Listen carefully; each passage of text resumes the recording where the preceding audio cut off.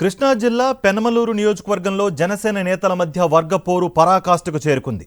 వ్యక్తిగత ప్రయోజనాల కోసం జనసేన కార్యాలయాన్ని వాడుకుంటున్నారని జనసేనలోని ఓ వర్గం ఆరోపించింది. రైతు బజార్లు, ఇసుక వ్యాపారంతో డబ్బులు సంపాదిస్తున్నారని మరో వర్గం మండిపడింది. సంక్రాంతి సమయంలో కోడి పందాలతో డబ్బులు సంపాదిస్తున్నారని ఆగ్రహం వ్యక్తం చేస్తున్నారు ఒక వర్గం జనసేన నేతలు. గతంలోనే ఆధారాలతో సహా జనసేన నేత గణేష్పై జనసేన కార్యాలయంలో ఫిర్యాదు చేశారు.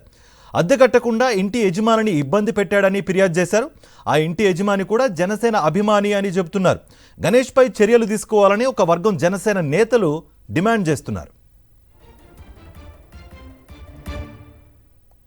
ఇదే అంశానికి సంబంధించి మరింత సమాచారం మా ప్రతినిధి అశోక్ అందిస్తారు. అశోక్, కూటమి ప్రభుత్వం అధికారంలోకి వచ్చినాక టీడీపీ నేతలే దోపిడీతో రెచ్చిపోతున్నారంటే ఇప్పుడు వారికి సమానంగా జనసేన నేతలు కూడా అదే తరహాలో వ్యవహరిస్తున్నారు. ఇసుక అలాగే రేషన్ బియ్యం ఇట్లా అక్రమాలతో చెలరైపోతున్న పరిస్థితి కనబడుతుంది. అదే సమయంలో అటు అధికారం ఇటు పార్టీని అడ్డం పెట్టుకుని సామాన్యుల వద్ద ఇళ్లను అద్దెకి తీసుకుని వారిని అద్దెకు చెల్లించకుండా వేధిస్తున్న పరిస్థితి. ఇందుకు ప్రత్యక్ష ఉదాహరణ కనలూరు నియోజకవర్గం తాడిగడప మున్సిపాలిటీ జనసేన పార్టీ అధ్యక్షుడిగా వ్యవహరిస్తున్న కాకపూడి గణేష్ అనే చెప్పవచ్చు. అయితే గణేష్ వ్యవహార శైలిపై సొంత పార్టీ నేతలే తీవ్రంగా మండిపెడుతున్నారు. గణేష్ అనేక సార్లు పార్టీ కార్యాలయానికి ఫిర్యాదు చేసినప్పుడు కూడా ఎలాంటి చర్యలు తీసుకోలేదు.